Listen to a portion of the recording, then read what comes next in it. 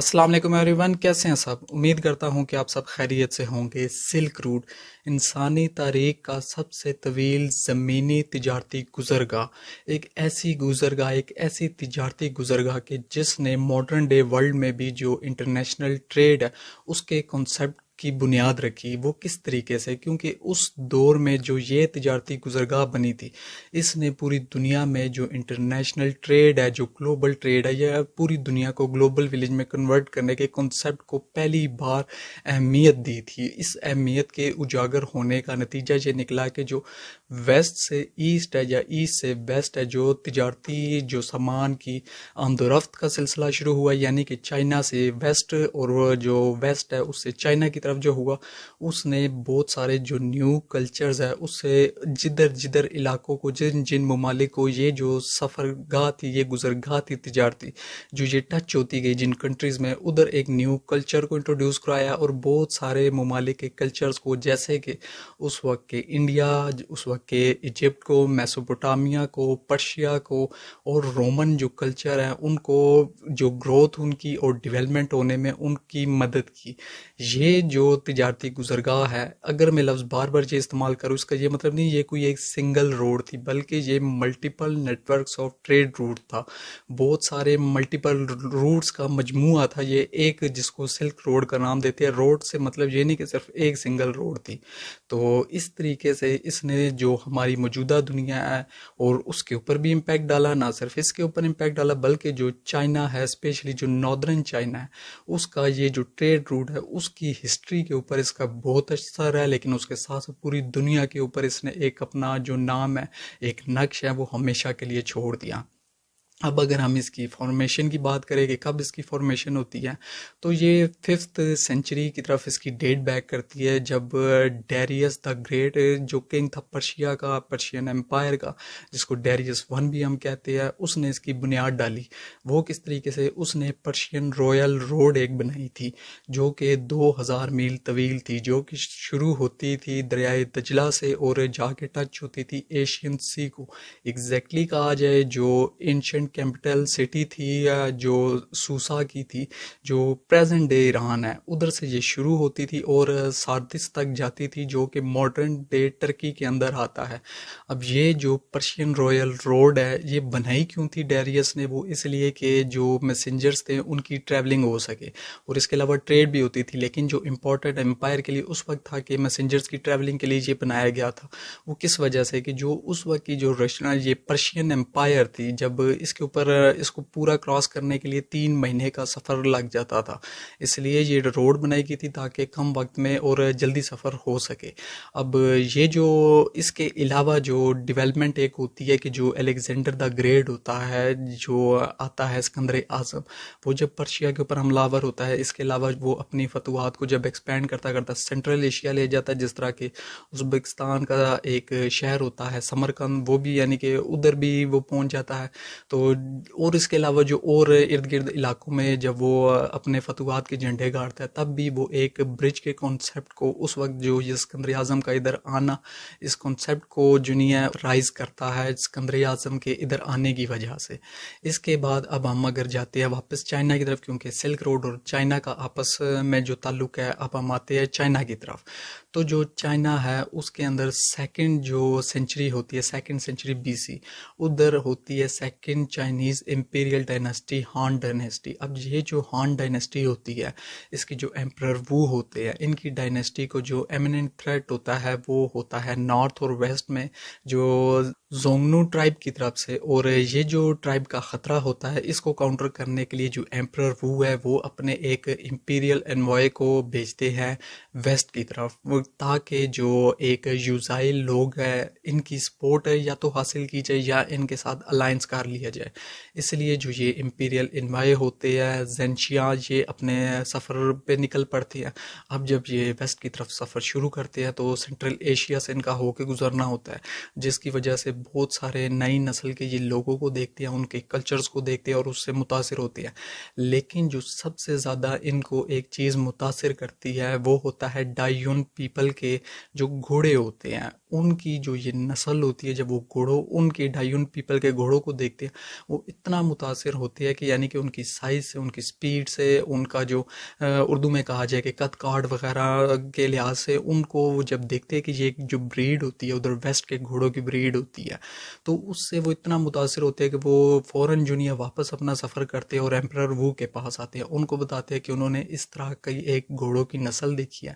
کہ جن کی بریڈ ابھی تک چائنیز ہمارے پاس یعنی کہ نہیں ہے۔ حالانکہ ایسا نہیں ہے کہ جو یہ ایمپرر ہے ان کی جو فوج ہوتی ہے اس کے اندر گھوڑوں کا استعمال نہیں ہوتا، ان کے پاس اپنی کیولری میں یوز ہو رہے ہوتے ہیں جو نسل در نسل چلے آ رہے ہوتے ہیں، لیکن جو یہ چائنا کی گھوڑوں کی بریڈ ہوتی ہے یہ ان کے مقابلے میں کچھ نہیں ہوتی۔ اب جب یہ ایمپرر سنتے ہیں اپنے انوائے کی جو آ کے داستان وہ بتاتے ہیں کہ انہوں نے جو دیکھا، جو ایکسپیرینس کیا، وہ اتنا ان سے جنیا تجسس ان کے اندر پیدا ہو جاتا ہے، کیونکہ کسی عام بندے کو تو بھیجا نہیں جاتا انوائے کے طور پہ، وہ بھی ایک ایمپرر اگر بھیجے تو ظاہر ہے کسی کریڈیبل بندے کو بھیجا جاتا ہے۔ تو جب وہ اتنا امپریس ہوا کہ وہ فوراً واپس آ کے ان ایمپرر کو بتاتا ہے، تو وہ جو نہیں ہے بالآخر ان گھوڑوں کی نسل کو وہ خریدتے ہیں ان لوگوں سے، ڈائیون پیپل سے۔ اب جب وہ گھوڑے خریدتے ہیں تو جو ان کا ایمننٹ تھریٹ میں نے کہا تھا کہ زنگنوک پیپل کی طرف سے ہوتا ہے، جو ٹرائب کی طرف سے، نارتھ ویسٹ بارڈر کی طرف سے، اس تھریٹ کو بالآخر وہ پھر ہمیشہ کے لیے ڈیل کر لیتے ہیں، یعنی کہ پھر ان کی فوج ان کے اس ٹرائب کے اوپر حاوی ہو جاتی ہے اور یہ جو خطرہ ہوتا ہے یہ ٹل جاتا ہے۔ اب جب یہ فتوحات کا سلسلہ جب جاری ہوتا ہے، یعنی کہ یہ جو فتح ان کو ملتی ہے اس ٹرائب کے اگینسٹ اس گھوڑوں کی وجہ سے، تو جو ایمپرر ہے وہ اتنا امپریس ہوتے ہیں جو یہ ایکسپیڈیشن پہ جو جب جاتا ہے، یہ جو ان کا انوائے ہوتا ہے ان کے جانے سے، دوسرا یہ جو کولیبریشن ایک آتی ہے اس نتیجے میں ٹریولنگ کی وجہ سے، کولیبریشن اس لیے کیونکہ ظاہر ہے جب وہ گھوڑے دے رہے ہیں تو رضامندی شو کرے، وہ انکار بھی تو کر سکتے تھے کہ ہم نہیں دینا چاہتے اپنی چیز کو، تو یہ جو ایک کولیبریشن ہے اس میں سے آتی ہے۔ دوسرا جو نئے طریقے کی جو آتی ہے کہ جو اپرچونٹیز آتی ہے اس سے متاثر ہو کر وہ ڈیسائیڈ کرتے ہیں فائنلی کہ جو تھے نا کہ یہ انوائے کو بھیجا تھا 138 BC میں بھیجا تھا، اب جب یہ تھریٹ کو ڈیل کر لیا جاتا ہے اپنے بارڈرز پہ، پھر جو ایمپرر وو ہے وہ ایسے قدم اٹھاتے ہیں کہ جو آفیشلی سلک روڈ کی بنیاد رکھتا ہے 130 BC میں جا کے وہ ایسے کچھ اقدامات کرتے ہیں، اور یہ جو سلک روڈ ہوتا ہے 4000 میل مسافت کے اوپر طے ہوتا ہے، جو چائنا کی جو ہان ڈائنیسٹی ہے ادھر سے شروع ہو کے یورپ کے جو دروازے ہیں اس پہ جا کے یہ ٹچ کرتا ہے۔ اس کے علاوہ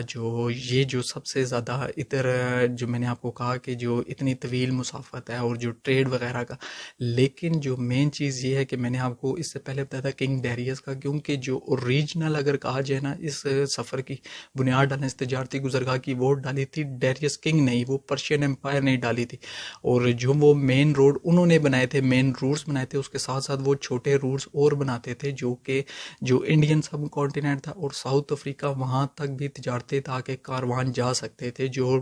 پرشین رویل روڈ بنائی گئی تھی۔ تو جو مین اگر ہم کہا جائے جو اوریجنل ہے وہ انہوں نے بنائی،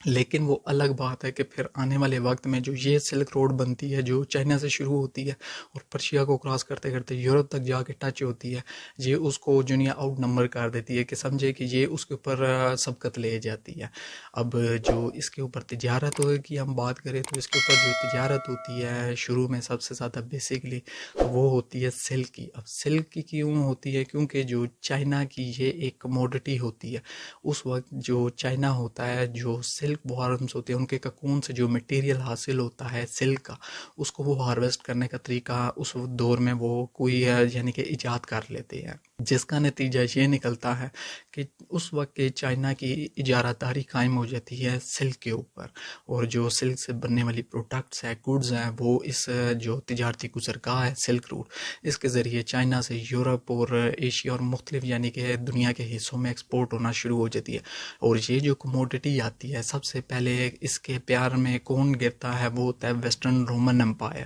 ابھی جو ویسٹرن رومن امپائر ہے جب اس کے پیار میں سطح گر جاتی ہے کہ وہ یعنی کہ اس کی جو بیلنس کا ایک ٹریڈ ہوتا ہے نا کہ کہتے ہیں کہ ہم ٹریڈ ڈیفیسٹ آ گیا یا بیلنس آف ٹریڈ ہے وہ متاثر ہو گیا، تو جو ان کو ٹریڈ اتنی یعنی کہ یہ اس سے زیادہ اس کی امپورٹ انہوں نے شروع کر دی تھی جو اس کے سلک سے بنے گڈس کی، تو ان کی جو بیلنس آف ٹریڈ تھا وہ متاثر ہو گئی تھی، اور ان کے لیے یہ سر درد بن گیا تھا ویسٹرن رومن کے لیے، جو ویسٹرن روم تھا۔ تو جو ویسٹرن روم کے ایمپررز تھے انہوں نے یہ سوچا کہ اس کو کس طریقے سے کاؤنٹر کیا جائے، لیکن خیر 1746 میں غالباً جا کے جو رومن امپائر ہے، ویسٹرن رومن امپائر، وہ فال کر جاتی ہے اور اس کا کوئی حل نہیں نکلتا۔ اور پھر یہ ذمہ داری آتی ہے اس کے بعد جو ایسٹرن رومن امپائر، جو بیزنٹین امپائر ہوتی ہے، اس کے جو ایمپرر ہوتے ہیں جسٹینین، ان کے سر کے اوپر یہ آ کے اب ذمہ داری ڈلتی ہے۔ وہ اس کو کاؤنٹر کس طرح کرنے کی کرتے ہیں؟ وہ یہ کرتے ہیں کہ جو دو جاسوسوں کو بھیجتے ہیں، جو چائنیز مونکس آپ نے دیکھے ہو کہ جو اورنج لباس پہنتے ہیں، ان مونکس کی صورت میں دو جو چائنیز یعنی کہ جو اسپائز ہیں، جاسوسوں کو بھیجتے ہیں، وہ مونکس کی صورت میں جاتے ہیں، اور یہ جو سلک وارمز ہوتے ہیں اور جو یہ طریقہ کار ہوتا ہے اس کو ہارویسٹ کرنے کا، وہ لے کر واپس آتے ہیں بیزنٹین امپائر، اور وہ کامیاب بھی ہو جاتے ہیں۔ اس طریقے سے جا کے جو چائنا کی اجارہ داری ہوتی ہے سلک کے اوپر وہ ختم ہوتی ہے، اور یورپ کے پاس بھی پھر یہ جو سلک ہے یہ ایک کموڈٹی آ جاتی ہے۔ لیکن اس تجارتی گزرگاہ کے ذریعے صرف سلک کی تجارت اور برآمد وغیرہ یا درآمد نہیں ہوتی، اور بھی بہت ساری چیزوں کی جو تجارت ہوتی ہے، جیسا کہ چائنا کے ذریعے، جو ایسٹ کے ذریعے جو یورپ کو چیزیں جاتی ہے، اس میں سب سے مشہور اس وقت گن پاؤڈر ہوتا ہے اور پیپر ہوتا ہے۔ اس کے علاوہ بھی چیزیں ہوتی ہیں جیسے کہ ٹی ہو گیا، میڈیسن ہوگی، اور مختلف چیزیں وغیرہ ہوگی، اسپائسز وغیرہ جو ایشیا سے جاتی تھیں۔ لیکن جو سب سے مشہور جو دو کموڈیٹیز ہوتی ہے وہ جو سلک ہوتی ہے، دوسرا یہ گن پاؤڈر اور پھر پیپر۔ پیپر کیوں؟ کیونکہ پورے یورپ میں جلدی جب یہ پیپر جانا شروع ہوتا ہے ادھر چائنا کی طرف سے، تو جو پیپر ہے، جو جتنا لکھائی کا کام ہوتا ہے، وہ تمام کا تمام ان کا پیپر کے اوپر ایک کینوس جو پیپر ہوتا ہے وہ یوز ہونا شروع ہو جاتا ہے، اس لیے پیپر کی وہاں پہ بہت بڑی تجارت ہوتی ہے۔ دوسرا گن پاؤڈر جو ہے بہت مشہور ہو جاتا ہے یورپ کے اندر، کیونکہ ان کی وارفیئر کو یہ گن پاؤڈر چینج کر دیتا ہے، یہ چائنا کے ذریعے وہاں پہ جانا شروع ہوتا ہے جو سلک روڈ کے ذریعے ہے۔ تو ان دو سے وہ شیپ یعنی کہ پورا جو یورپ کا کلچر ہے وہ شیپ ہو جاتا ہے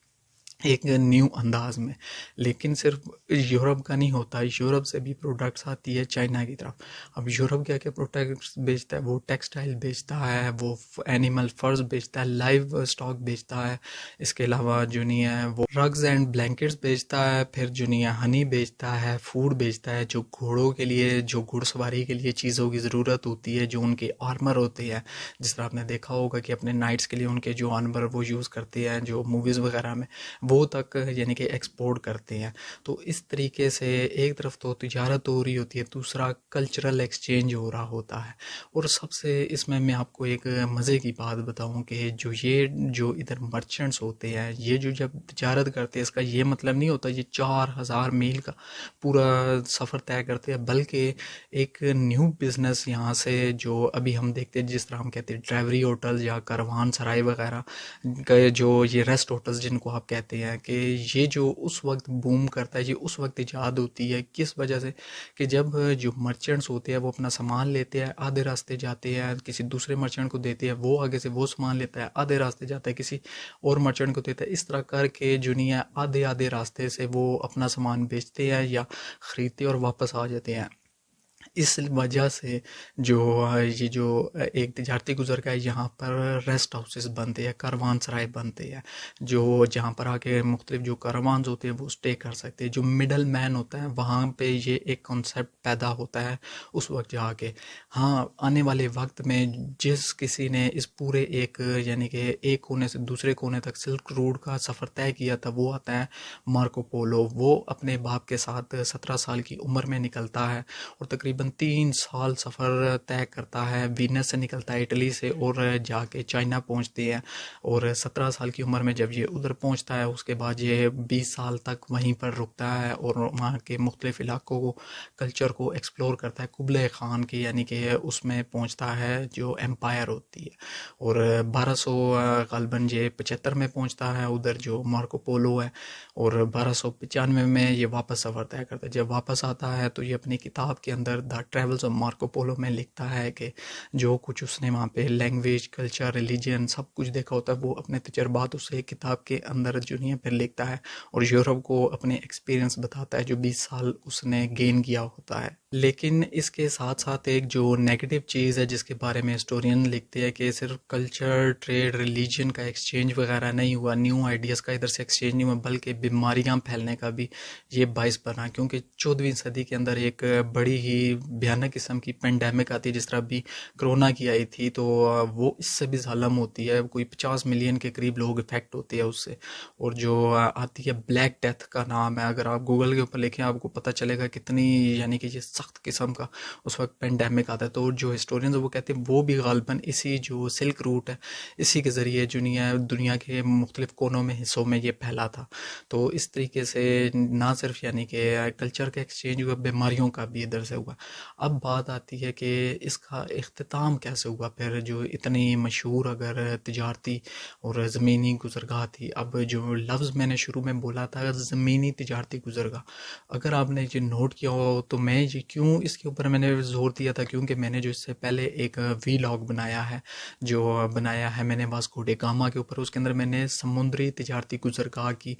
جو تھی کھوج لگانے کا، میں نے اس کے اندر وہ بتایا تھا پوری ڈیٹیل میں، اور کیوں وہ کرتے ہیں، کیوں ایج آف ایکسپلوریشن شروع ہوتی ہے، میں نے پورا اس کے اوپر وی لاگ بنایا۔ لیکن اس کے اندر اگر میں سرسری سا بتاؤں تو یہ ختم ہونے کی بنیاد اس وجہ سے بنتی ہے کیونکہ جن جن علاقوں سے سلک روڈ گزری ہوتی ہے وہاں پہ نئی نئی امپائرز بن جاتی ہے، نئی نئی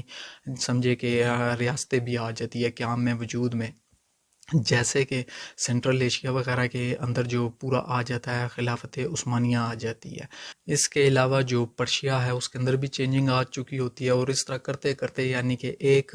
اس کے جو تجارتی گزرگاہ کے شروع سے لے کے آخر تک ہر جگہ پہ تبدیلی آ چکی ہوتی ہے، امپائرز کی صورت میں اور جغرافیکلی بھی۔ اب جو سلطنت عثمانیہ آتی ہیں، یہ جس طرح آپ نے دیکھا بھی ہوگا پیکولوس عثمان کے ڈرامے آ رہے ہیں کہ وہ ٹیکس کہتے ہیں کہ دو پروٹیکشن وغیرہ کے لیے، تو یہ ٹیکس ان سے یورپین سے کہتے ہیں کہ ہمیں اب ٹیکس دو یہاں سے اگر تجارت کرنی ہے۔ اور میں نے جو یہ آپ کو تھا واسکو ڈے گاما کا وی لاگ، اس کے اندر ایک چیز بتائی تھی، ونیشینز ہوتے ہیں وہ اس وقت ان کی اجارہ داری ہوتی ہے ٹریڈ کے ان راستوں کے اوپر، یورپینز کی نہیں ہوتی، اور یورپینز اس وجہ سے جیلس ہوتے ہیں اور دنیا غصے میں بھی آتے ہیں، اور وہ پھر ایک کہتے ہیں کہ اب ہم زمینی تجارتی گزرگاہ کے ذریعے نہیں تجارت کریں گے بلکہ ہم سمندری جو نہیں راستے ان کو تلاش کریں گے، کیونکہ جو نہیں ادھر ان کا کوئی دال گل نہیں رہی ہوتی، تو پھر وہ جو سمندری راستے ہیں ان کی ایکسپلوریشن کو شروع کرتے ہیں۔ اس وجہ سے جو یہ پھر زمینی تجارتی گزرگاہ ہے یہ آہستہ آہستہ اختتام پذیر ہو جاتی ہے، اور سمندری جو گزرگاہیں ہیں تجارتی جو یعنی کہ سی ٹریڈ ہے پھر وہ اس کی جگہ اب ماڈرن ڈے ورلڈ میں لے چکی ہوتی ہے۔ لیکن اگر سلک روڈ کی پھر بھی ہم بات کی جائے، جو اس کی اہمیت ہے یہ ہمیشہ کے لیے دنیا کے اوپر نقش ہو چکی ہے، کیونکہ اسی نے جو ماڈرن ڈے ورلڈ میں انٹروڈیوس کرایا کہ گلوبل ٹریڈ کی کیا اہمیت، انٹرنیشنل ٹریڈ کا کنسیپٹ یہیں سے شروع ہوتا ہے۔ تو ایسے ہی ایک سلک روڈ ایک تجارتی گزرگاہ، زمینی تجارتی گزرگاہ، یہ نہ صرف ریلیجن ایکسچینج کا باعث بنی، کلچرل ایکسچینج کا باعث بنی، نیو آئیڈیاز، نیو کنسیپٹ کی ڈیولپمنٹ کا باعث بنی، بلکہ جو ممالک ہیں ان کو قریب لانے کا بھی باعث بنی۔ اور آج جس طرح گلوبل ٹریڈ کے ذریعے جو دنیا گلوبل ولیج میں کنورٹ ہو چکی ہے، تو اس کا سہرا بھی سلک روڈ کے اوپر ہی جاتا ہے۔ تو امید کرتا ہوں کہ یہ ویلاگ آپ کو پسند آیا ہوگا، اس کے ساتھ ہی مجھے اپنی دعا میں یاد رکھے، اپنا ڈھیر سارا خیال رکھے، اللہ حافظ۔